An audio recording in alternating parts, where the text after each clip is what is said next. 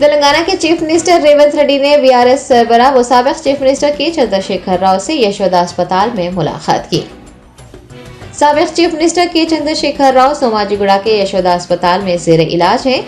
रेवंत रेड्डी ने डॉक्टर से केसीआर की सेहत के बारे में पूछताछ की। कबलजी उन्होंने केटीआर और बीआरएस के दीगर कायदीन से भी बात की जो यशोदा अस्पताल में मौजूद थे।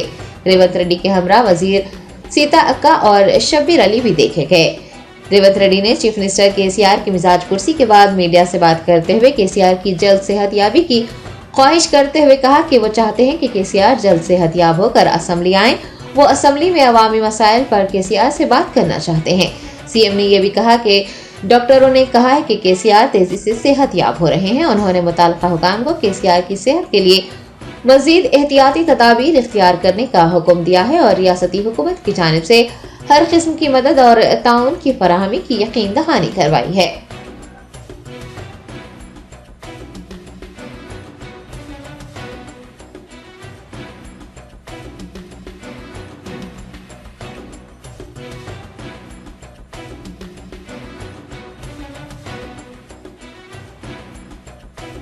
శాసనసభ సమావేశాలలో పాల్గొనాలని వారిని కోరడం జరిగింది. డాక్టర్లు కూడా వారి ఆరోగ్యం కుదుటపడ్డది. అవసరమైన వైద్య సహకారాలు అన్నీ అందిస్తాము, అన్ని జాగ్రత్త చర్యలు తీసుకుంటామని వారు చెప్పడం జరిగింది. వారు కూడా కోలుకున్నట్టుగా కనిపించింది. డెఫినెట్గా వారు కోలుకుంటారు.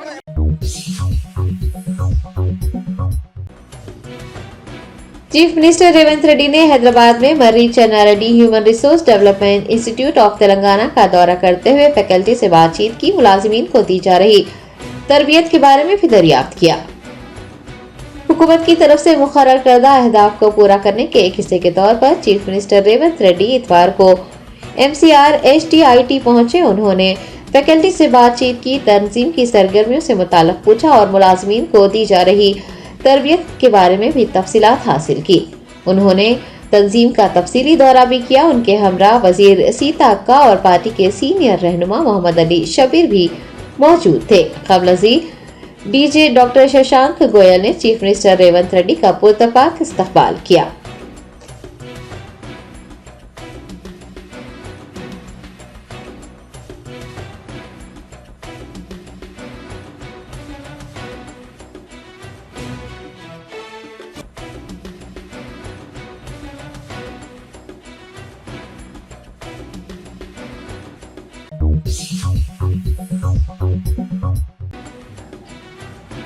तेलंगाना असेंबली इंतखाबात लड़ने वाली 221 खवातीन उम्मीदवारों में से मुंतखब हुई 10 खवातीन रहनुमाओं ने तेलंगाना कानून साज असेंबली में बतौर MLA हलफ उठाया। तेलंगाना असेंबली में 9 मुंतखब अराकीन असेंबली की हलफ बर्दारी तकरीब 9 दिसंबर को मुनक्किद की गई, जिसमें मुख्तलिफ पार्टियों से वाबस्ता खवातीन रहनुमाओं ने बतौर MLA हलफ लिया। सविता इंदिरा रेड्डी ने हल्का असेंबली महेश्वरम से कामयाबी हासिल की और बतौर महेश्वरम MLA हलफ उठाया। बीआरएस की उम्मीदवार सुनीता लक्ष्मण रेड्डी ने मेदक जिले के नरसापुर हल्के से कामयाबी हासिल करते हुए नरसापुर MLA का हलफ लिया। सीता अक्का मोलुगु से कांग्रेस की उम्मीदवार थी। उन्होंने बीआरएस की उम्मीदवार के खिलाफ 28,000 वोटों की भारी अक्सरियत से कामयाबी हासिल करते हुए तीसरी मरतबा बतौर MLA हलफ लिया। कुंडा सुरेखा कांग्रेस की वरंगल ईस्ट की MLA उम्मीदवार थी। उन्होंने बीआरएस उम्मीदवार को शिकस्त देकर कामयाबी हासिल की और वरंगल ईस्ट MLA के तौर पर हलफ उठाया। उत्तम पद्मावती कांग्रेस पार्टी की उम्मीदवार थी। उन्होंने हल्के कोडाड से जीत हासिल की और कोडाड MLA का हलफ उठाया। लसिया नदिता सिकंदराबाद छावनी से बीआरएस पार्टी के टिकट पर कामयाब हुई है। उन्होंने कांग्रेस की उम्मीदवार को शिकस्त देकर 17,169 वोटों की अक्सरियत से जीत हासिल की और हलफ उठाया। आसिफाबाद में बीआरएस उम्मीदवार कोवा लक्ष्मी की जीत हुई है। कोवा लक्ष्मी ने कांग्रेस के उम्मीदवार को शिकस्त देकर कामयाबी हासिल करते हुए आसिफाबाद MLA का हलफ उठाया। सी प्रियंका रेड्डी कांग्रेस की उम्मीदवार है, जिन्होंने नारायणपेट हल्के से कामयाबी हासिल की है। उन्होंने नारायणपेट MLA का हलफ लिया।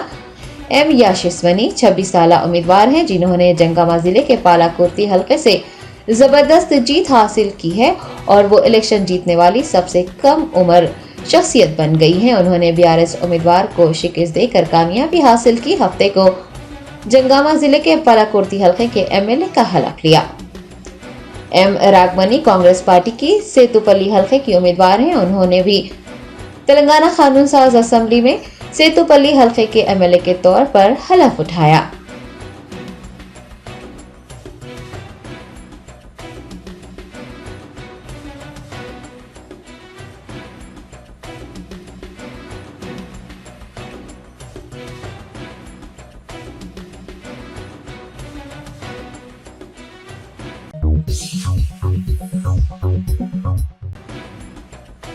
तेलंगाना बीजेपी सरबराह जी किशन रेड्डी ने कांग्रेस पार्टी पर निशाना साधा। कहा कि जहां कांग्रेस होगी वहां बदउनवानी परवान चढ़ेगी। तेलंगाना बीजेपी दफ्तर में किशन रेड्डी ने एक प्रेस कॉन्फ्रेंस को मुखातिब करते हुए कांग्रेस पार्टी पर तनकीद की और कहा कि कांग्रेस पार्टी की वजह से मुल्क की मैशियत तबाह हो जाएगी। कांग्रेस ने इख्तिदार में 6 माह मुकम्मल करने से पहले ही कर्नाटक में बदउनवानी के दरवाजे खोल दिए। उन्होंने कहा कि कर्नाटक में बिल्डर्स परेशान हैं और पड़ोसी रियासतों का रुख कर रहे हैं और कांग्रेस जहां पर भी बरसर इख्तिदार है वहां की आवाम परेशान है। उन्होंने झारखंड में कांग्रेस एमपी धीरज साहू की रिहाइशगाह पर आईटी के छापे के बाद करोड़ों रुपये मिलने पर कांग्रेस पार्टी पर वजीर आला और एमपीज को एटीएम में तब्दील करने पर शदीद नुक्ताचीनी की और कहा कि हाल ही में बड़े पैमाने पर कर्नाटक से तेलंगाना में भी भारी रकम मुंतकिल की गई थी, लेकिन उसे जब्त कर लिया गया। तेलंगाना बीजेपी सरबराह का कहना है कि पार्लियामेंट के इंतखाबात जल्द होने वाले हैं और लोग कांग्रेस को मुनासिब सबक सिखाएंगे।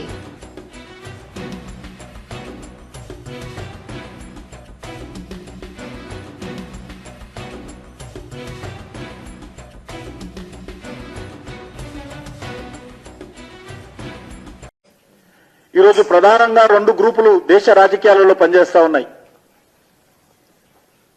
ఒక పార్టీ, ఒక మూట, ఒక కూటమి అవినీతి, ప్రజా సంపదను కొల్లగొట్టేటువంటి, లూటీ చేసేటువంటి కాంగ్రెస్ నేతృత్వంలోని యూపీఏ గమండియా కూటమి. మరొక వైపు అవినీతిని కూకటి వేళ్లతో పెకిలించేటువంటి నరేంద్ర మోడీ గారి నాయకత్వము భారతీయ జనతా పార్టీ ఎన్డీఏ కూటమి.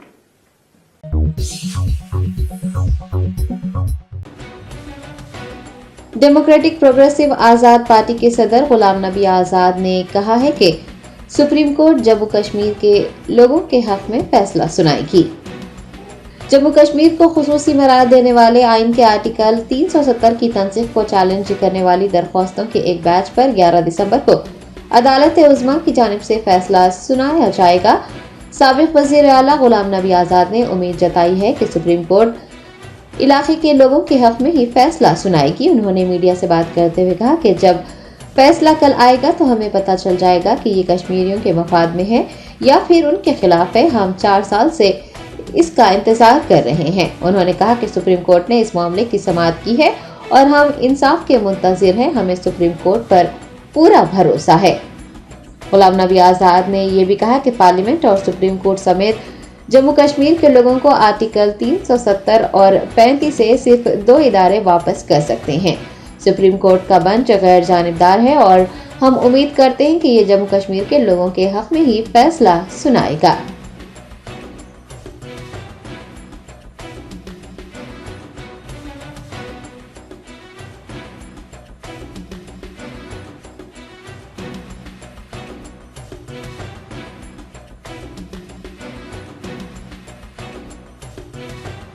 हमें 4 साल से ज़्यादा मुद्दत से इस बात का इंतज़ार है कि जम्मू कश्मीर की आवाम को इंसाफ मिलेगा।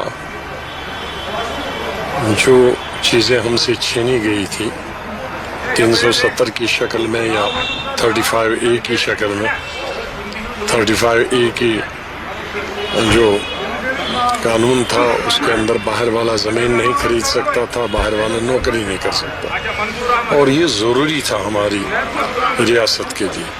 सच मानिए तो ये हक 1925 में महाराजा हरि सिंह ने कश्मीर की आवाम को दिया था कि कोई ज़मीन बाहर वाला खरीदेगा नहीं, कोई बाहर वाला नौकरी नहीं करेगा। और फिर बाद में जब आज़ादी मिली हिंदुस्तान को, हमें सबको, उसमें जो आईन बना, उस महाराजा के उस कानून को आईन में, हमारी रियासत के और मुल्क के आईन में जगह दी 35A की सूरतों में। तो 1925 तो अब एक साल में 100 साल, तो एक चीज जो 100 साल से चल रही थी, जब आज़ादी भी नहीं मिली थी तब भी था वो हक हमें, आज़ादी के मिलने के बाद इतनी हुकूमतें बदली, किसी ने उसको बदला नहीं, तो अभी बदल गया। रियासती वजीर कोंडा सुरेखा ने कहा है कि हम रियासत में जंगलात और माहौलियात के तहफ़्फ़ुज़ और रियासत को सरसब्ज व शादाब बनाने के लिए मिलकर काम करेंगे। कोंडा सुरेखा पीर यानी 11 दिसंबर को सुबह 10 बजे रियासती वजीर जंगलात, माहौलियात और महसूलात का चार्ज लेने जा रही हैं। सेक्रेटरीट की चौथी मंजिल पर वाक़े दफ्तर में पूजा पाठ के बाद वो अपनी जिम्मेदारियां कबूल करेंगी। दरियासना जंगलात के chief conservation officer RM Dobriyal ने दीगर सीनियर ओहदेदारों के साथ वजीर का उनकी रिहाइशगाह पर पहुंचकर इस्तकबाल किया। इस मौके पर कोंडा सुरेखा ने कहा है कि रियासत में माहौलियात और जंगलात के तहफ़्फ़ुज़ को यकीनी बनाने और रियासत को सरसब्ज व शादाब बनाने के लिए सबके साथ मिलकर काम किया जाएगा।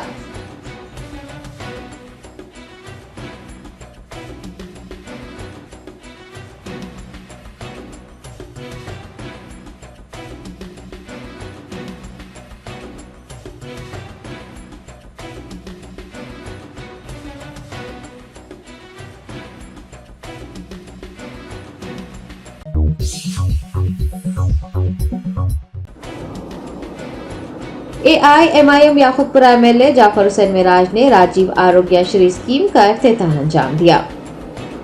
तेलंगाना के चीफ मिनिस्टर रेवंत रेड्डी ने हफ्ते को तेलंगाना भर में राजीव आरोग्य श्री स्कीम का इफ्तिताह अंजाम दिया है। उसके दूसरे रोज बेस्ट असदुद्दीन ओवैसी सदर कुल-हिंद मजलिस इत्तेहादुल मुस्लिमीन की हिदायत पर याकुतपुरा MLA जाफर हुसैन मिराज ने रैन बाजार के UPHC में राजीव आरोग्य श्री स्कीम का इफ्तिताह अंजाम दिया। इस मौके पर उनके हमरा AIMIM MLC Mirza Riyazul Hasan Afandi, nodal officers, doctors की टीम्स के अलावा मजलिसी कॉरपोरेटर्स, इब्तदाई सुदूर मोतमदीन के अलावा दीगर भी मौजूद थे।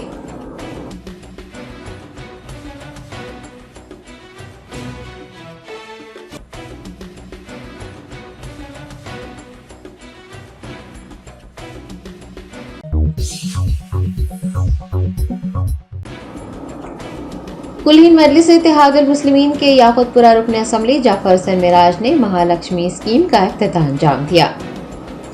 बेस्ट असदुद्दीन ओवैसी सदर कुल-हिंद मजलिस इत्तेहादुल मुस्लिमीन की हिदायत पर याकुतपुरा MLA जाफर हुसैन मिराज ने MLC Mirza Riyazul Hasan Afandi, Yakutpura election incharge Yasir Arafat, Rein Bazar division के कॉरपोरेटर वासे और AIMIM के सुदूर मोतमदीन व दीगर के हमरा महालक्ष्मी स्कीम का इफ्तिताह अंजाम दिया है। आपको फिर एक बार बता दें कि महालक्ष्मी स्कीम के तहत खवातीन RTC बसों में मुफ्त सफर कर सकती हैं। इस मौके पर RTC के ओहदेदार और पार्टी की खवातीन कारकुनान व दीगर भी MLA के हमरा मौजूद थे।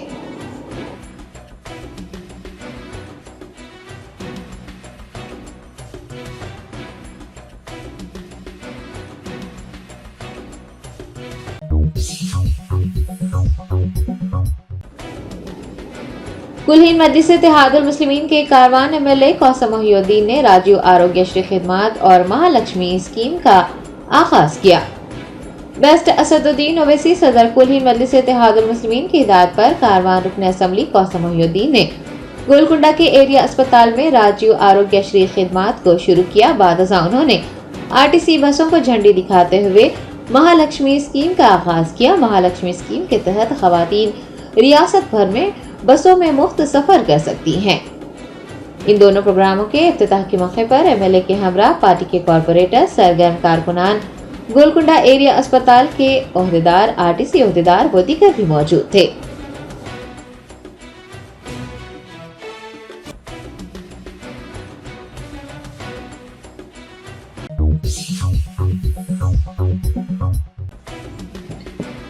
ऑल इंडिया मजलिस इत्तेहादुल मुस्लिमीन के मलकपेट एमएलए अहमद बिन अब्दुल्ला बलाला ने मलकपेट असेंबली हल्के में हुकूमत तेलंगाना की महालक्ष्मी स्कीम का इफ्तिताह अंजाम दिया। तेलंगाना के वजीर आला रेवंत रेड्डी ने गुज़िश्ता रोज खवातीन को आरटीसी बसों में मुफ्त सफर की स्कीम महालक्ष्मी का आगाज किया है। इतवार को मलकपेट के AIMIM एमएलए अहमद बिन अब्दुल्ला बलाला ने भी अपने हल्के में हुकूमत तेलंगाना की महालक्ष्मी स्कीम का इफ्तिताह अंजाम दिया। उन्होंने आरटीसी बसों को झंडी दिखाई और खवातीन को 0 टिकट भी दिया।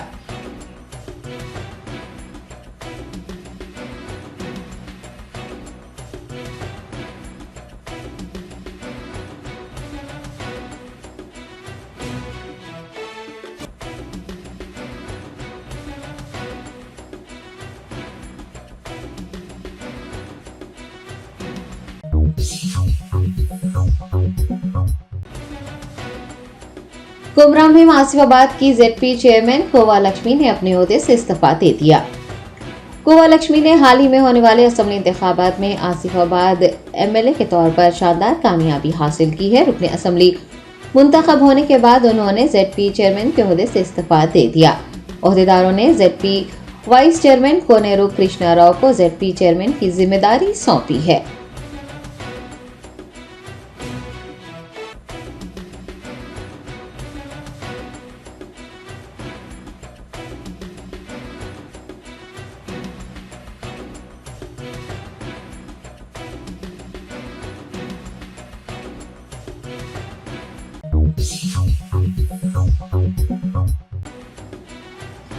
तेलंगाना में महालक्ष्मी स्कीम का आगाज होने के बावजूद खातून से कंडक्टर की जानिब से 90 रुपए टिकट लेने का मामला TSRTC के मैनेजिंग डायरेक्टर VC सज्जनार तक पहुंचा। उन्होंने इस मामले की तहकीकात का हुक्म जारी किया। इतवार की सुबह से ही मुख्तलिफ सोशल मीडिया प्लेटफॉर्म्स पर एक वीडियो तेजी से वायरल हो रहा है, जिसमें एक बुर्खापोश खातून बस कंडक्टर से टिकट की रकम लेने पर बहस कर रही है। बताया गया है कि निजामाबाद जिले के बोधन डिपो की बस में सवार एक बुर्खापोश खातून से कंडक्टर की जानिब से 90 रुपये बतौर टिकट वसूल किए गए।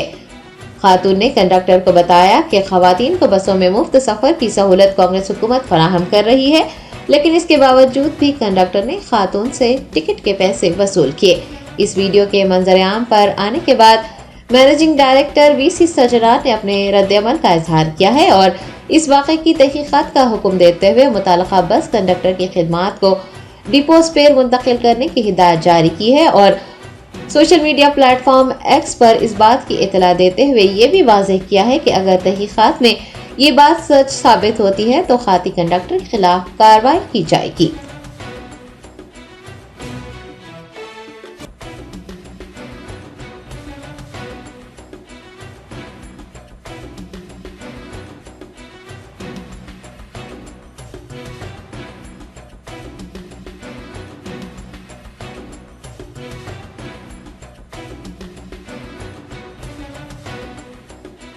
ये निजामाबाद से बस जा रही भोजन को, इन्हें जबरदस्ती लेडीज कन से टिकट ले रहा।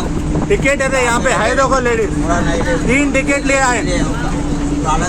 सुने, जबरदस्ती टिकट ले रहा। टिकट के पैसे दो बोलता नहीं दे रहा। कांग्रेस सरकार को खाली वोट नहीं डाले, सुने मनी लेके वोट का हक हमारा है, हम डाले। ये 10 दिसंबर है आज। 10 दिसंबर में सुबह में सब कन से लेडीज कन से टिकट के पैसे ले रहा है।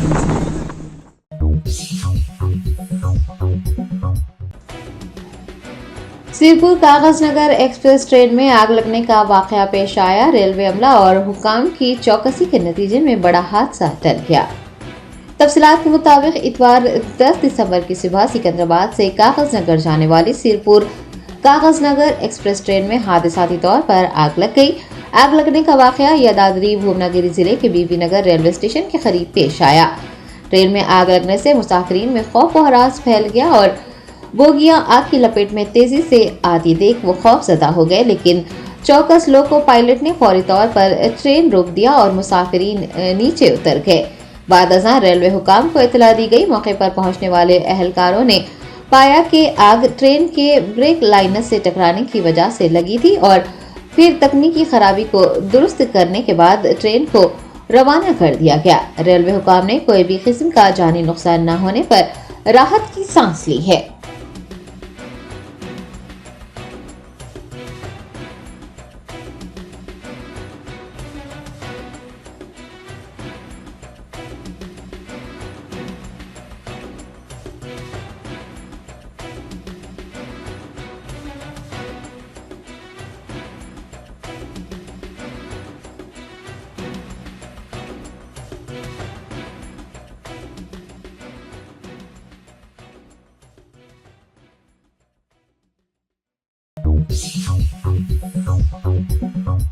Germanton super speciality hospital, doctor Mir Jawad Jar Khan, senior experienced orthopaedic surgeon, bone fracture, joint replacement, hip replacement और स्पाइन सर्जरी कामयाबी से अंजाम दे रहे हैं। इसके अलावा neuro surgery, cardiology, gynaecology, dental, general medicine, dialysis और फिजियोथेरेपी जैसे शोबाजात में इंतहाई कामयाबी के साथ वाजिबी फीस में इलाज किया जा रहा है। शेयरिंग और प्राइवेट रूम्स, अस्पताल में 24 घंटे MRI, CT scan, 2D digital xray, ultrasound, operation theatre, ICU और लैब की सहूलत दस्तयाब है। आपकी उम्मीदों के ऐन मुताबिक Germanton super speciality hospital, pillar number 150, Attapur, Hyderabad.